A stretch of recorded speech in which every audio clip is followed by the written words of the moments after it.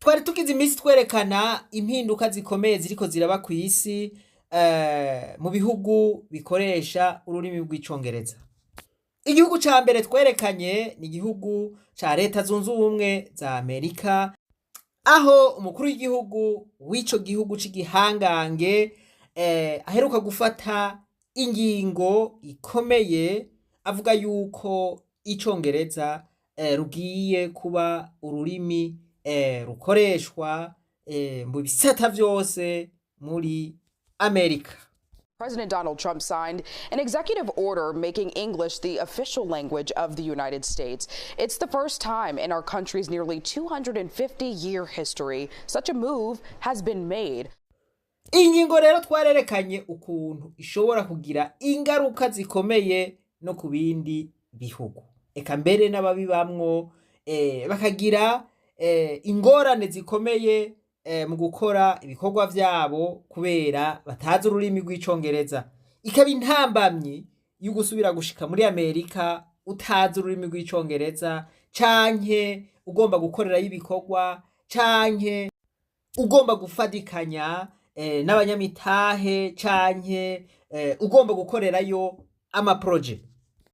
Iyo ngingo rero ikaba yafashwe, twari tumaze no kwerekana yuko kw'isi yose icongereza arico ciganziye, kw'icongereza arico kivugwa n'abantu benshi kino gihe, aho bigaragara yuko abantu imiliyaridi zibiri, abantu baba imiliyaridi zibiri n'inusu aribo bakoresha icongereza kw'isi.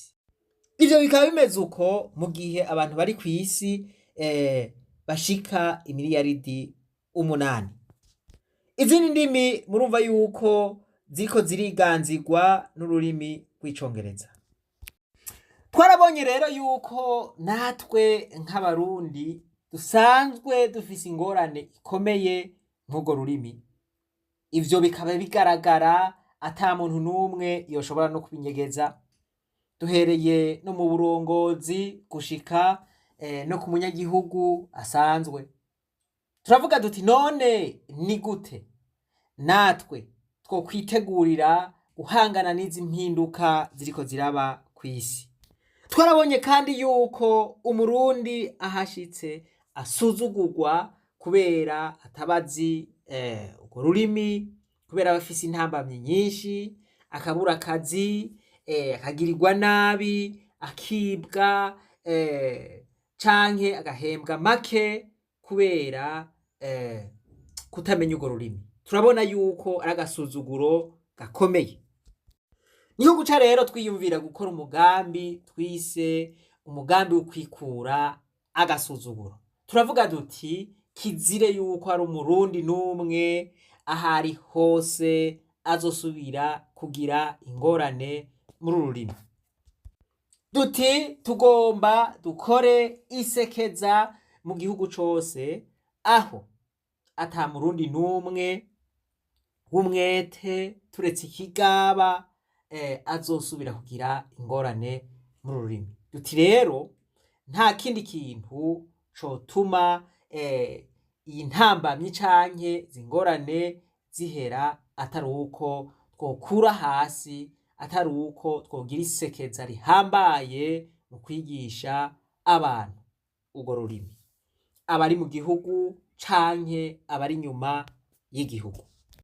Twaravuze duti inyuma y'iri sekeza umurundi azosubira kugira ingorane mw'urwo rurimi, azoba ari ivyo yigize, azoba ari umunebwe, canke azoba atazi akamaro ko kugira ubumenyi mw'urwo rurimi kino gihe. Mu vyigwa twatanze twarerekanye akamaro gakomeye ko kumenya urwo rurimi kino gihe, eka mbere twarerekanye n'ubusuzuguro bushika kuri 45 umuntu atize ururimi ashobora kugirirwa kw'isi. Turavuga duti rero umuntu atashoboye kumenya canke gutahura iki cigwa twatanze c'ubusuzuguro 45, duti uyo nta kundi azoba yabaye bariyoberwa, azoba yemeje ubwo busuzuguro ko yobugirirwa. Nk'uko rero twari twavyemereye abarundi itariki 7 z'ukwezi kwa kane niho bakora ikibazo kizobashira mu mashure atandukanye, nimba umuntu azogihera hasi canke azogihera ku rwego rubayabaye canke azogihera hejuru. Cari ikibazo co kwiyumvira, nticari ikibazo gisaba kuba wize, oya wariyumvira ukandika ibiki, hanyuma ukumviriza ugaca wandika ivyo wumvise. A couple of years ago, I came here on my very first official trip as First Lady, and I spent some great time with some of the amazing military spouses, and I visited again this summer to help put on the finishing touches on an amazing new home for a veteran. Mu majambo make rero murumva yuko ari urugamba rukomeye cyane kuvana abanyeshuri bacu ku rwego bariko bagashika aho bumva amajambo nk'aya ariko aravugwa, canke gushika yaho bashobora bonyene kuvuga ivyo bifuza kuvuga.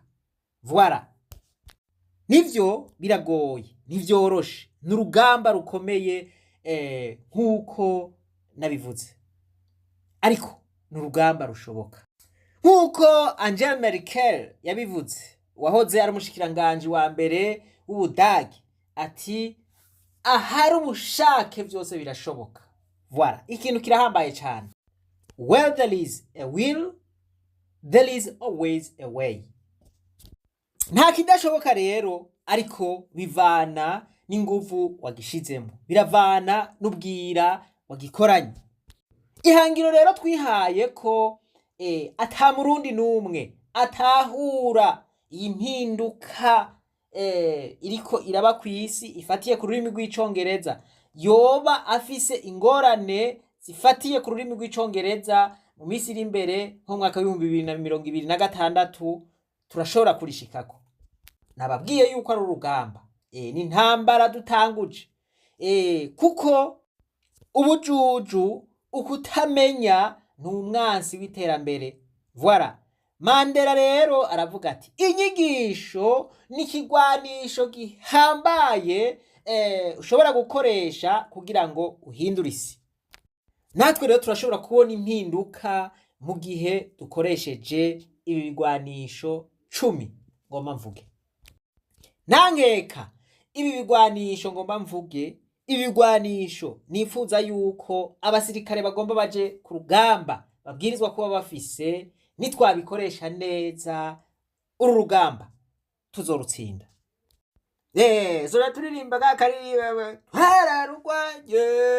twararugwanye twambaye amasaro menshi, irabire aho tuzoba rero turutsinze wambaye inka.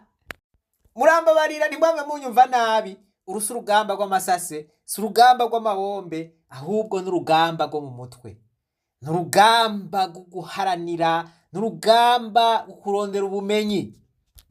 Kandi uru rugamba turutsinze tuzoba turabahizi, tuzohindura n'isi. Birashoboka ko twohindura isi twebwe abarundi. Aha si kubesha, nta hantu kw'isi aho tosanga umurundi ni hake habaho. Rero ndizeye ko hamwe dukoresheje ibigwanisho neza dutegerezwa kunetraliza umwansi wacu, uwo nawe akaba ari ukutamenya canke ignorance canke ignorance. Ikigwanisho rero ca mbere dutegerezwa kuba dufise kugira ngo uru rugamba rushoboke, dushobore kurwana neza, ni internet. Internet twayigereranije na radar. Abasirikare bariko baragwana batagira radar canke radar ifise ibibazo bikomeye, ico gihe barashobora gutsindwa. Mugabo natwe turazi yuko iyo ngorane dusanzwe tuyifise, mugabo tuzotegerezwa kuraba ingene dukora ibishoboka vyose kugira ngo tugwane naho ako kagorane tuzi ko kariho. Bishitse radare bakayirasa canke kagira ikindi kibazo, abasirikare bariga ukuntu baca bagenda baracumbagiza, ariko urugamba rukabandanya. Ntibitwaza ngo radare yarapfuye hanyuma ngo duca turatsindwa. Oya, bariyaranja urugamba bakarutsinda. Naho biruko, internet ni ikigwanisho gihambaye kizodufasha gutsinda uru rugamba. Aha umuntu atagira ka internet neza, umuntu abanza kurondeza, birasabwa yuko akoresheje umwete ubwira, birasaba yuko ashobora kuja ku gatumba kariko internet, aho amarezo ashobora gufata, canke akaja mu gasantre azi yuko amarezo ashobora gufata, akaraba ivyo umwigisha yigishije, nawe akaja ku gihe. Voilà. Navuze yuko dutegerezwa gukoresha ubwira bukomeye. Ntawe uzokwitwaza ngo je singira internet. Oya, ico kibazo turazi ko gisanzwe kiriho, mugabo tuzotegerezwa gukora uko bimeze kose. Ikigwanisho kigira kabiri tugiye gukoresha ni umwanya. Benjamin Franklin aravuga ati the lost time is never found again. Ati umwanya iyo umaze gutakara ntusubira kuronka. Rero dutegerezwa kumenya gukoresha umwanya, dutegerezwa kuba ku mwanya. Niko turazi yuko abanyeshure baba bafise ibindi bikorwa bariko barakora, mugabo nimba baje mu ishure bakavuga bati amasaha 2 tuzoyamara turi mu ishure, bategerezwa kuvyubahiriza, bategerezwa kubahiriza uwo mwanya. Utagira umwanya bizogorana yuko ashobora gushika kuri rya hangiro, canke ashobora gushika kuri no ntsinzi twiteze. Ikigwanisho kigira gatatu ni kaye n'ikaramu. Edward Bourgeois yaravuze ati a pen is mightier than sword. Ati ikaramu rifise inguvu gusumvya inkota. Voilà. Kuko umusirikare adashobora kugenda mu rugamba adafise inkota, amasoro, adafise inkoho, niko atanu umunyeshure aja mu ishure adafise ikaye n'ikaramu. Ntibishoboka. Tubonye ikaye, tubonye ikaramu, tumenya ko uwo muntu ari umunyeshure. Rero umunyeshure wese ategerezwa kuba afise igitabo, ikaye, reka tuvuge ikaye rinini n'ikaramu ryandika neza kugira ngo ashobore gukora neza. Ico arico cose acandike hanyuma acike. Ikigwanisho kigira kane ni la punctuality canke punctuality. Umusirikare atari punctuel, umusirikare adashika ku gihe. Voilà, umusirikare atubahiriza itegeko ryo gushika ku gihe. Voilà, uyo ntaba ari umusirikare. Thomas Burton aravuga ati punctuality is the soul of business. Avuga ati punctuality canke gushika ku gihe ni umushaha w'igikorwa cose.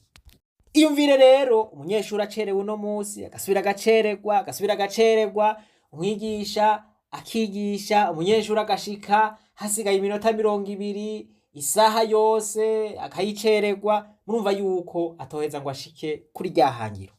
Alors murumva yuko punctuality ari ikintu gihambaye cyane.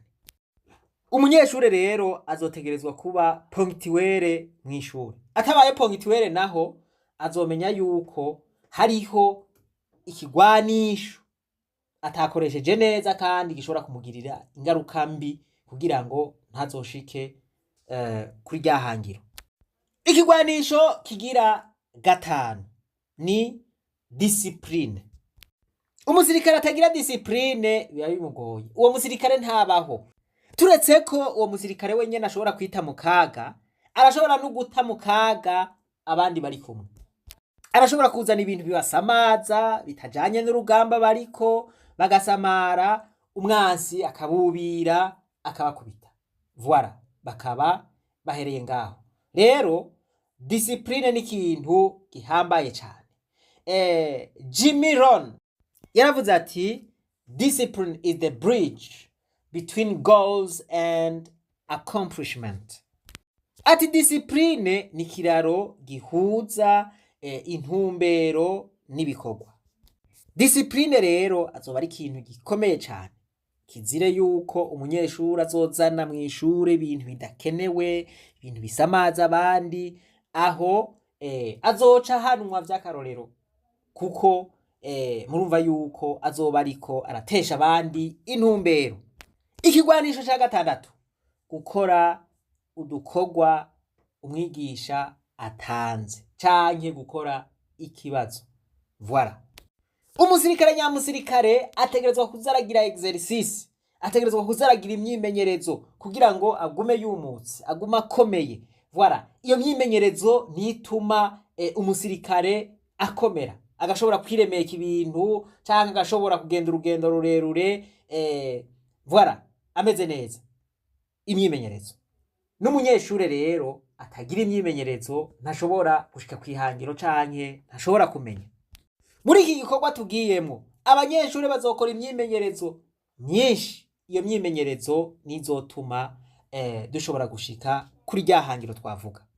Utazokora imyimenyerezo nawe murumva yuko iki kigwanisho azoba gikuye mu bindi, kandi ashobora no kudashika kuri ryahangiro twavuga.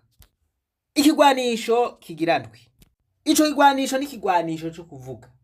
Voilà, hariho adage mu gifaransa ivuga ngo la langue s'apprend en parlant. Ururimi rwose iyo utaruvuga ntivyokunda yuko ushobora kurumenya.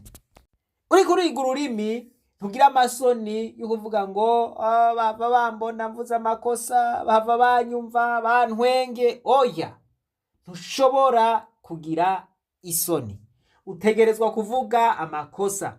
Ukuvuga amakosa menshi niko umenya ibintu vyinshi. Turasaba yuko ata munyeshure numwe yogira isoni ngo ariko aravuga amakosa, ahubwo iyo uvuze ayo makosa niho uronka ubumenyi, niho wungura ubumenyi. Voilà, ayo makosa uyagumije muri wewe azokugumamwo, aho rero urumva yuko ari mpaka uyasohore. Igwanisho kigira 8 ni ugusoma ibitabo. Iyi ni tagitike ihambaye. Twaravuze duti ntiyagira umunyeshure yitega kuronka ivyo agomba vyose mu mwarimu. Oya, umwarimu numworosha. Umwarimu arakoriyanta akakwereka ingene ushobora kubikora. Voilà, ibindi ukavyironderera mu bitabo, mu kumviriza ibi canke biriya, kuri rezo sosio, kuri YouTube, kuri Facebook n'ibindi. Aho uhakura ubumenyi butari buke. Iyo ufise uwo mutima wo gusoma ibitabo rero, mu bitabo haba harimwo ubuhinga bwinshi, haba harimwo ubumenyi bwinshi, haba harimwo amavokabulere menshi. Igitabo ugisomye ukagiheza, ukurayo ubumenyi bwinshi gusumvya wa wundi atariko arasoma igitabo. Umwanditsi yaravuze ngo a reader lives 1,000 lives before he dies. Ati umusomyi abaho ubuzima bwinshi, abaho voilà ubuzima butandukanye imbere yuko apfa. Mwandi majambo umusomyi agira ubumenyi butari buke. Rero umunyeshure azofatanya ivyo twize no gusoma ibitabo, uwo munyeshure azoba ahagaze neza ku rugamba. Ryahangiro azoheza rishikeko atankeka. Ikigwanisho kigira 9, kubaza ibibazo. Umwanditsi w'umushinwa ni wavuga ati, he who asks a question is a fool for 5 minutes. He who does not ask is a fool forever. Ati umuntu abajije ikibazo abo umusazi iminota 5 gusa. Ati mugabo utakibajije abo umusazi igihe cose. Baraciye umugani no mu Kirundi bati ukubaza bitera kumenya. None nimba ukubaza bitera kumenya, kubera ko utobaza. Voilà. Hariho abanyeshure umwigisha aza mu ishuri akigisha akarinda agenda batamubajije kandi batatahuye. Nibaza rero yuko iki cumvikana. Umunyeshuri atazobaza isigura yuko na ryahangiro bizoba bigoye ukuntu yoshobora kurishikako. Iryo hangiro ntibazoba ariko araryikuramwo. Rero ukubaza ni ikigwanisho gikomeye cyo kurondeza amakuru utari usanzwe ufise ukayagira kugira ngo ushobore gutsinda umwasi. Abantu benshi bishwe no kubura inkuru, bishwe no kutabaza bati mbega habimeze gute, voilà aha ikiwo gikora gute, aha aka kagize uku, aha bica bigenda gute. Ico nico cica abantu benshi. Ijambo ry'Imana rivuga ngo abantu banje bishwe no kutamenya. Uko kutamenya rero birahuriranye canke birafatanye no kutabaza. Ikigwanisho kigira 10. Ico kigwanisho n'umwete. Umusirikare nyamusirikare, umusirikare atsinda urugamba abwirizwa kuba afise umwete. N'umunyeshure afise umwete, uwo munyeshure kenshi ibice 99% uwo munyeshure abwirizwa kumenya. Iki sino giteba ko rero murazi yuko igihushane c'umwete ari ubunebwe. Umunebwe ntahashika, ariko Bibiliya ivuga ngo mbwira umunyamwete. Umunyamwete ntazokorera banyarucari, umunyamwete azokorera umwami. Umunyeshure w'umwete rero ururimi azorumenya, hanyuma akore mu masosiyete ahambaye, akore ahantu hakomeye, aje ahantu hakomakomeye ku isi, voilà, akore ibintu bikomeye, akoresha amatekinoloji ahambaye amwe abantu batazi icongereza batoshobora gukoresha. Kubera iki? Wa mwete wiwe. Umuntu rero afise umwete azokwiga icongereza, akivuge nk'abanyamerika, akivuge nk'abongereza, akivuge nk'abanyafrika y'epfo, akivuge nk'abantu bose twibaza ko bazi icongereza. Ibi bigwanisho mvuze kimwe cose ni karahara mu ruganda ntibacura. Umunyeshure ataye ikigwanisho kimwe muri ibi n'ibindi vyose ntibizokora. Ryahangiro ntazoba akirishitseko. None ibimvuze ico umuntu atokoresha canke atoronka n'igiki. Aha rero nka jewe nk'umukomanda w'uru rugamba ntegerezwa kwigisha abasirikare, nkabereka inkoho babwirizwa gukoresha, ibigwanisho, voilà, nkabereka ingene baza baroza inkoho, nkabereka ingene voilà baza baragira tactique kugira ngo dushobore kwikura umwasi w'agasuzuguro yatubabaje. N'umwasi yatugose kuva kera, dutegerezwa kumwikurako aho vyakabereye si vuba. Rero ndumva nemejwe yuko hamwe dukoresheje izi tagitike umwasi tuzomunetraliza, aho atazosubira kuvyura umutwe, aho tuzoba twikuye agasuzuguro tube abahizi. Umuntu ambabaje gusa n'ubutazoba ari muri rino rugamba kuko ruzoba ruryoshe. Urugamba ruzoba rurimwo morale, twararugwanye twambaye amasoro menshi irabire. Aho rero tuzoba twikuye umwasi. Bamwe bahara badutwengera mwijigo ngo bumvirize igicongereza c'abarundi ngene cageseye. Tuzoraba yuko basubira kubivuga. Ubu n'umwanya wo kwikura agasuzuguro. Nizere yuko umurundi wese yumvise akakamo, uwagakengereye nawe canke wagateye akagere, niyo yashika ahantu bikamugora kagasuzuguro kakamubera intambamyi, ako gasuzuguro azoba ari we yakikwegeye, azoba yisuzuguje wenyene, ntazoba asuzuguje Uburundi n'abarundi. Tuzovuga duti none uyo muntu abandi bacize nawe ari hehe? Nuko rero tugomba tuje ku kivi, mwe murategura ibi bigwanisho kugira ngo twikure agasuzuguro, twikure umwasi, tumunetralize gushika yaho atazosubira kuvyura umutwe. Imana yo mwijuru nibampezagirije mwese. Ntimwibagire kugira subscribe, kw'ishure ry'abarundi bose, no kugira j'aime no gufyonda kuri ka kazogera. Ahasigaye reka twibandanirize rwa rugendo rwacu maze tugaruze umunezero satani yatunyaze. Umuntu atarashika mw'ishure ry'abarundi bose turamuhaye kaze.